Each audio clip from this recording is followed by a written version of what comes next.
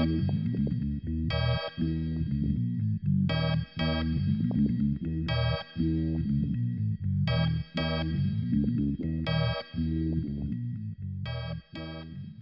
Beller, thank you for joining us. Thanks, Greg. Thanks for having me. What are your earliest musical memories? My earliest musical memory is my earliest memory, literally. Sitting on a shag carpet in my parents' apartment in New York City, listening to the soundtrack from Pippin, the Broadway musical, on headphones, these big Koss headphones. Like literally my first memory, and there's a picture of it. It's pretty great. Yeah. Were your parents musical? Did they encourage music? They were not musical. They weren't anti-music, but they were very, let's just say, normie. They're baby boomers. They had all the Beatles albums. They had some Doors albums, and Simon and Garfunkel and stuff like that, and then some soundtracks. And then suddenly, they started having kids, and there were no more records after 1971. Yeah. So what was the spark that? Well, I think my dad's mother played piano, and my mom's mom played piano. My mom played piano a little bit, just like lessons. So there was a piano in the house. I started playing piano. I just started like when I was a kid, just hitting notes and be like, well, those two sound good together. Those two don't sound good together, but they sound like something. And I just that's how I got started on piano. Like I was a classical piano, a bad one, but I started playing classical piano when I was 8. Yeah, and when did bass come? Acoustic bass at 10 when my parents said I had to be in the orchestra, and then I said I didn't want to be in the orchestra, but I didn't know how to kind of act out yet, so I just chose the biggest instrument, the most obnoxious instrument in the orchestra. Surely they would not want to cart around an acoustic bass, but they did. And so I learned to play acoustic, and then when I was 13, I switched to electric because I was playing Rock This Town by the Stray Cats on acoustic. It was like the first time I was ever having fun playing an acoustic bass, and I destroyed my hand. And I was like, this is no fun. I want to play electric. I know this is very inspiring talk here. You studied at Berkeley. Many musicians don't read music. How valuable has it been to have a formal musical education? Well, I think it's valuable because it allows you to communicate more easily, with other musicians. We can't all be, Charlie Parker. Just this world of music where you don't even need to name the notes or whatever, like in your head. And, if people could just look at each other and beam music into each other's heads, then we wouldn't need language, let alone music notation. But, having the notes and being able to say this is a G major chord and it has these notes in it, it has value to be able to communicate like that. Yeah. You've seen the music business from all sides. From 97 to 2003, you worked at SWR Bass Amplification. Until 2005, actually, even the 2 years after Fender bought us, I worked for Fender. Okay. And ran the brand. Did you find that gear companies in general had a good understanding of what musicians needed? That's a very broad question. I mean, every company's different. I feel like that most companies were staffed by musicians who were there because they wanted to be a part of the music industry, and for whatever reason, that's where it led them. And, I have a big speech about that. There's no shame in that, of course. I mean, it's really, to do the actual live music or being a full-time musician thing requires a lot of sacrifice, and it's not set up for all lifestyles. You're going to have families, you need some stability, there's all sorts of things that can happen. And some people just really want to do that and make great gear. Some people are great engineers, and they have an idea about a product, and they feel like they can really help musicians with it. Some people really good at selling things, and they also like to play music. So I think there's room for all sorts of, concepts and people in the industry, and to whatever extent that they have an understanding of what we need, probably reflects in sales. I mean, in the end, the market decides, right? So if you come out with something that's groundbreaking, the word will get out. Technology changes. Back in my day, it was magazines. Now it's the internet. I mean, the media changes, but the thing is the same. If it helps people play and people want it, they'll buy it. Yeah. Were there many achievements that you're proud of while you're at SWR? Well, at SWR, one of the things I was really proud of, and again, I want to give credit to the other people who were along for the ride. Steve Robbie's the founder of the company. He brought me on right before he sold it to a gentleman named Daryl Jameson who wanted to grow the company.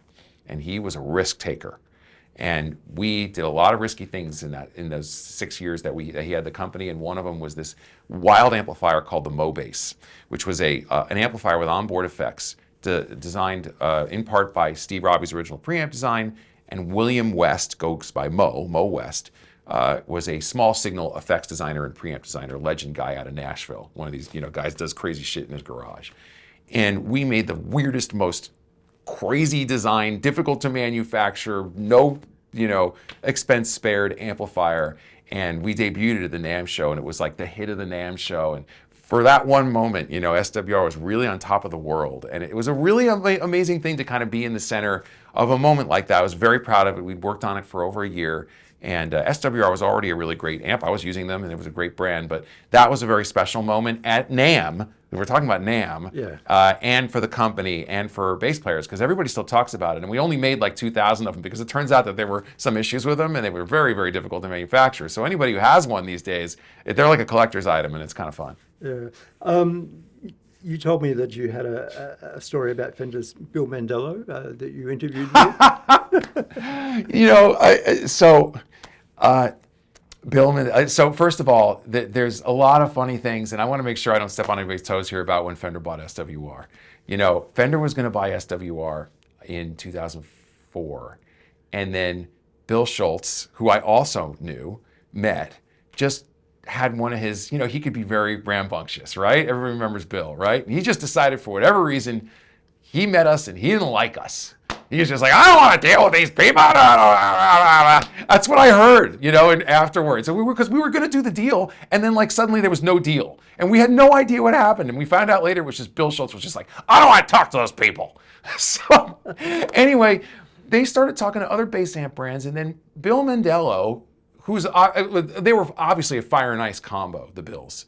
And Bill Mandello somehow put the word out that they were still interested in doing the deal, and there was a lawyer who everybody in this business knows named Ron Beanstalk, who brokered the deal and made it so that we could do the deal so that Bill Schultz didn't get his nuts out of whack, and we could make it all happen. And so and we did it. And so the thing was that, to answer your question, Fender wanted to write a check, get Daryl, the CEO, out of the way, because they never want the guy who runs the business to be in the next thing, and they wanted me to run the brand. And they wanted me to move to Scottsdale. And I was an LA guy, and I was like, I do not want to move to Scottsdale, but I'm going to lose my job. What am I going to do? So we kind of, Bill kept selling Phoenix. Oh, you're going to love it. It's nice and warm in the winter. And I'm like, it's 100 degrees at night. I don't want to go there. So we had this one conversation, I remember 2 days before the deal, where we were almost yelling at each other. It's like, Bill Mandello, and I'm like some kid. I'm like 32 years old. What the hell was I doing? But he was basically like, listen, you don't want to lose your job. We want you to run the brand. If you don't want to move to Scottsdale, fine. Let's do this thing where you work for 6 months, you come there for 3 days a week, and the other 2 days a week you can work back home and make the transition work. And then in 6 months, we'll revisit the whole thing. I was like, okay. So 6 months later, the time is up. I'm ready. I'm thinking to myself, he's thinking that I'm going to move to Scottsdale because they were really good to me. I'm saying everything was cool. The money was great and everything, but I knew I wasn't going to move to Scottsdale, and the 6 months were up. So I had this idea. I'm going to walk in there there's no way they're going to say yes to what I want, and then this will be the end of my time there, and I'll just move on with my life. So I said, okay, listen, you guys have been great. Thank you so much, Bill. You've been very generous with me, but I don't want to move to Scottsdale, and I don't want to come here every week anymore. So I'll come here 1 week every month, and I want more money. And under those conditions I can stay, but otherwise I don't really think I can do this anymore. And I thought they were going to frog march me out of that office, and they didn't. They said yes. And then I was there for another year and a half.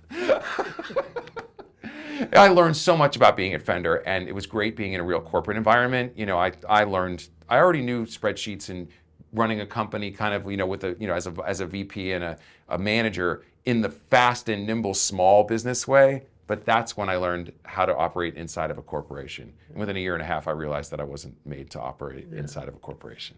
So tell me about the transition from that world to being a professional musician. Well, I actually had this midlife crisis where I had a friend pass away who was my age. We were 34. And it just completely reset me. I was just like, what am I doing? That could be me tomorrow. And I originally started working at SWR because I had gigs, but I didn't know how to make money. I was just a dumb kid. I was broke, and so I went to work to get a job. And then over 8 years, I just kept getting promoted until I was running the brand for Fender. That wasn't the plan. But of course, as that went on, I was playing less and less, So when my friend died, I just kind of had a big reset. I didn't go to work for a week. I just told him I'm not available. When I came back in the next time, I was just like, I'm sorry, but I have to resign. Yeah. And I didn't have a plan at all. The plan was I want to be a musician again. And so I just started over. I moved to Nashville. I started trying to get gigs there, and I got the Steve Vai tour 2 years later, but I'd almost run through my entire savings. And it was very risky. I thought I was going to have to go get a job again. Then the Dethklok gig happened. That was the next year, but it was all intermittent and very hand to mouth until 2013, when Joe Satriani picked me up, and then the Aristocrats kind of took off at the same time. So for 8 years after I quit that cushy job, it was hard work, but the money was good. It was really, really kind of hand to mouth fighting for every dollar out there, and then suddenly it clicked. So there I was, an overnight sensation at age 43. Yeah. So how did the Aristocrats come The Aristocrats happened at NAMM. It was a NAMM dream come true. It was like, I remember Marco Minnemann had this gig, this crazy gig. He met this guy at a trade show in Beijing. He was a Russian Federation cultural exchange guy. And we used to have a cultural exchange in the United States and Russia. We don't have that anymore, of course.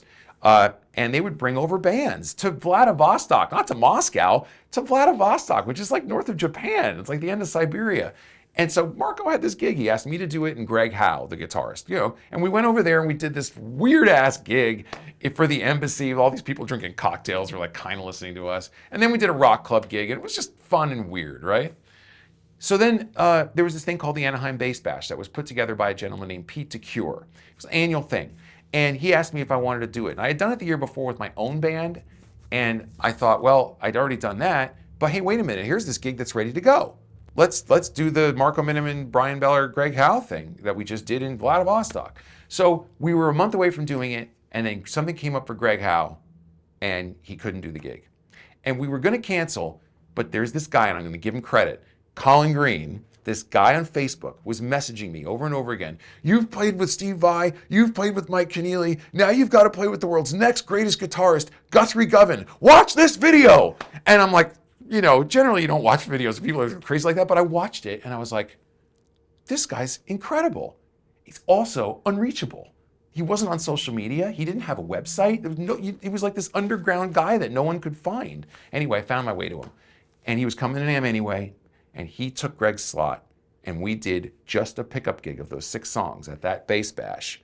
There's a longer story than that, but we did that show, and the reaction that we got at the show, I've done NAMM show performances before.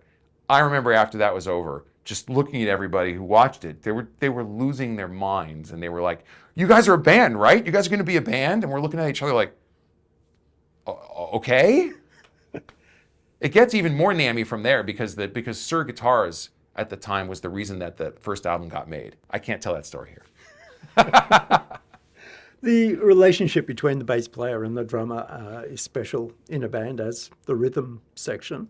You must have played with a lot of different drummers. What's it like with Marco to bounce musical ideas off each other? Well, Marco and I have listened to a lot of the same music. Not all the same music. We diverge in a few places, but we grew up listening to a lot of the same stuff. Maybe more in common than Guthrie.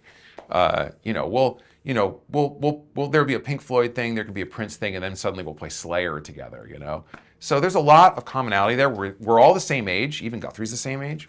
But the thing about Marco and I that are very different is that Marco is an extended technique player. We all know the players that are out there who have pushed the boundary of their instrument all the way, and I am not that player. I was a John Paul Jones guy, really wanted to play in a Motown or an R&B or a blues rock kind of thing. That's what I was going to do before I got picked up by Dweezil Zappa when I was 22. So I wasn't really coming at it from this not shredder, because it's a weird word, but extended technique angle. So, and Guthrie's also an extended technique guy. So really, it's not just about Marco and the Aristocrats. It's really about both of them. I always kind of look at it as I'm holding 2 kites and the wind is blowing very strongly. And so my job is to be there so that these guys can do that. And I think that Marco and I balance really well because, you know, Marco is a very, very active drummer. I can be active, but I'm first and foremost, you know, focused on the groove. Not that Marco doesn't groove. Of course, he's got a great groove. But anyone who's watched Marco knows that he can do a lot. And my job is to just make sure that we're always there. No matter what crazy stuff that he does, I can be there, right there with him. Yeah. What was the last creative thought you had? The last creative thought I had, so we're gonna remember this interview because it was this morning, okay? You know, this happens to me every once in a while. I was just thinking about something, and it was a concept for a song that I had a title, and this morning, the whole thing came to me in like 3 minutes. And so I'm thinking to myself, that's the groove. And I'm not gonna spoil it, but and then that's the melody, and then like the chorus goes like this, and the bridge. I'm like, where's my phone? So like I've just run to the phone and like grab the voice memo and just start singing. This is the chorus, da da da. This is the melody, da da da. It's in this key, da da da da. Groove goes like this, da da da da. Breaks down for this part, blah blah blah. Comes back up, double chorus, blah blah blah. Tag, blah blah blah blah blah. And like I listen back to it, I'm like, it's done. The demo and the actual recording of it is just. They're just like filling in the numbers. Like I know what it sounds like already. And that happened this morning. And that does not happen every day to me. So that was cool. We look forward to seeing what that idea is. Yeah. I'll just, if in case you ever follow it, the title of the song has 4 words. One of them's a curse word. So now you'll know which song it is on the next album. Okay. You released Duck, the album in 2024. Yeah. In general, when it's time to record a new album, do you think about the album as a whole, or is it a matter of dealing with a bunch of songs? It's a bunch of songs because we write individually. We don't have a band house where we like get together and like, hey, what about this idea? It's not like that. We can each make our own demos. You know, Marco's a really good guitar player. He plays bass, obviously plays drums. Guthrie's a great bass player. He programs drums. You know, I can really program drums and do some guitar, you know, enough. And we can each make a demo that really sounds like the song. Like, you know, you listen to it, you're like, okay, I know what to do here. And we're writing for each other now because we know each other so well. So, you know, little bits of the demo, we can imply like, hey, we do your thing here. And we know what that is too. So when we get it's time to record, we bring each 3 songs. We write 3 songs each for the album. And then we kind of decide like, well, what kind of album do we have here? And sometimes it surprises us. And that's what happened with Duck. You know, there was a bit of Marco brought a song about a duck, and then there was another song that he wanted to kind of tie in with it. And suddenly we were talking about what if it was a Duck concept album? And it was a joke at first, and then we were like, wait a minute, that's actually a good idea. When you record songs, that's one version of the songs. I imagine songs develop the more you play them on stage. Especially with the Aristocrats. Yeah. You know, Guthrie always talks about this, about how what we really should do is like not go into the studio until we've played it 20 times live. And that's one way to do it, but like also I think it's kind of cool to record the putative version, the larvic version of a song, and then have room for it to grow on stage. Because if you know, some songs need 10 shows for you to know what they are. Some songs need 20. Some songs need like 30 shows really before you really know what they are. But then once you know what they are, that's it. You've got them. That's why the tour exists, is so you can explore the material. Usually the material finds its way to kind of an end point, and like, you know what the thing are, you know what the high points and low points are. If you record that version, then you've only got that version. You'll never know what it was in the beginning. So I think you could do it both ways. Yeah. What's the best thing about being in the Aristocrats? Well, that's our band. You know, we call the shots. It's you know, we've all been sidemen for people, and we've all had great gigs. And, you know I speak for myself, and I'm sure Guthrie and Marco are grateful for all the great artists that we've gotten to work with. But in the end of the day, you know, those artists are making decisions that's best for them. We're there to serve their music, and that's the way it goes. So with the Aristocrats, no one can tell us what to do. We get to, you know, we make up the rules as long as we all agree. Yeah. That's the thing. All 3 must agree. Just a little bit for the Australian edit. Are you coming to Australia in February and March? Yeah. When was the last time you toured Australia? And 2016. What are your memories in general of Australia? Well, playing Australia? I mean, it was great. You know, I mean, it's the idea that we could have ever gotten to Australia in the first place. It's not easy. It costs money to get there. Of course, it's so far away. It's beautiful. But, we play funny music. We don't have a vocalist. Right there, the audience is a little limited compared to some other acts. And so, getting to go to Australia is a real blessing because not every instrumental band can get there and make it work. So we're grateful to everybody in Australia who supported the first time we came there. And I think these shows are going to be bigger, but they'll still be intimate aristocrat shows, in vibe spirit. Yeah. You also have your solo thing that you do. Yes. Thank you for asking about that. Do you find it difficult to switch off from music totally? Are your receptors always up? No. I know people who are always listening to music and always need to be connected to music somehow, and I'm not one of those people. I need breaks from it so I can come back fresh. My receptors aren't always up. I go through periods where I'm just completely away from it, and I think I need that. Yeah. But for the solo stuff, it's really different. I mean, like the Aristocrats is, we're rowdy, a lot of notes, it's fun. It's a very Zappa thing, we're playing a lot of notes and taking the piss at the same time. He kind of invented that formula, and we're trying to carry on that spirit. But my stuff is like serious, I'm exploring completely different emotional worlds with my own solo stuff. I'm actually a bit of a brooding personality. It may not seem like it in this interview, but I am. And so, the Aristocrats, that's not the place for that kind of thing. We know what people want when they come to see the Aristocrats. Yeah. And I can deliver that music, and I like writing music like that. I had a great time making that demo this morning with a voice memo. But when I have other thoughts, I have other life experiences, and I want to translate them into music, it generally goes to my solo thing, and that's a whole other endeavor. Yeah. More serious, obviously more instruments too, because the Aristocrats are just a trio. We layer in the studio, but it's designed to be a trio. My stuff can be anything. Yeah. Your solo stuff can be very cinematic. Are you inspired by the visual? By the visual? Movies or just things you see? I think it's more, it's not really about things I see. It's about things I feel and about emotional experiences I've had and trying to translate into, music. Like, what's that quote, that famous quote? Like, all art aspires to the condition of music. The condition of music. I find that to be a really compelling phrase. Like, that it's this sound that doesn't have visual accompaniment, but that can evoke visuals, images, emotions, reactions, just from the sound of it, just from the collection of sounds.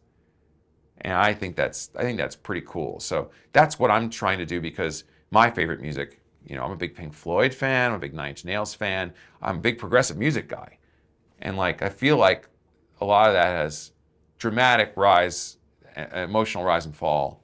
And that's kind of what I'm going for with my own solo stuff. Yeah. I mean, I like what Hans Zimmer is doing, and it's funny, I feel like Hans Zimmer is kind of prog.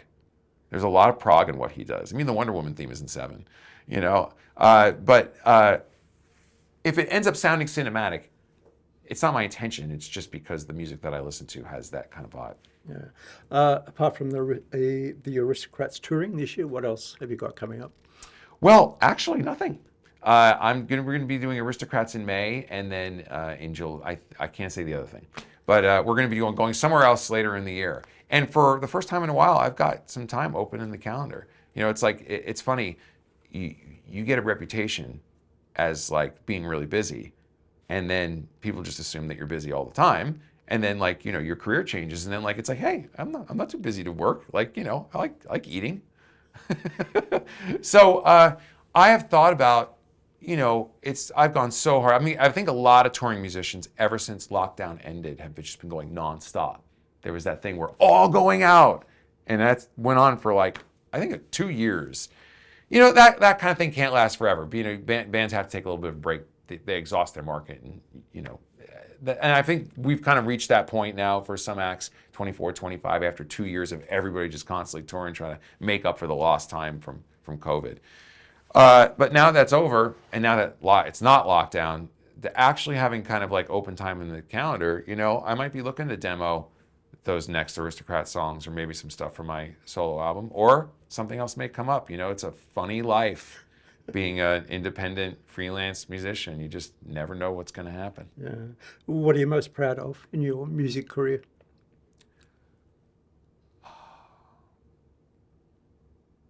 It's kind of masturbatory, I think, even to answer this question. But I am most proud of when people say they like a song that I wrote, because I put a lot of work into like bass playing and like, the sound of the bass and the gear, the tone and blah, blah, blah. But, in the end, except for like a select few, nobody really cares about that. They don't. Why do they listen to music? They listen to music because they fell in love with a song. Like, it's always the song. It's always been the song. It'll always be the song. Even the guys that I play with, I mean, like, Steve Vai, Joe Satriani, Mike Keneally, Dethklok. I mean, they're all, whether it's metal or whether it's like, there's a lot of technical playing, but like, there's a song in there. People got attracted, if it's Steve Vai, they heard For the Love of God. If it's Joe Satriani, they heard Always With Me, Always With You. If it's Dethklok, they heard Go Into the Water. There's always a song that captures people. And it's the collection of sounds and tones that somebody chose. And the highest honor that anybody could get, I think, is for a song to have been written, for it to have been translated to someone else hears it, and it becomes meaningful to them, becomes emotionally meaningful to them. That's the magic of music. That's why we're doing this. And that can be a pop dance song, or it can be the craziest progressive thing you've ever heard. It doesn't matter. People process music in their soul emotionally. And so if anything I got to write ended up in anybody's head and heart that way, that's the highest honor. I feel like I'm speaking for other people now, which I shouldn't do, but it's the highest honor for all of us. Bryan Beller, thanks for your time. You're very welcome.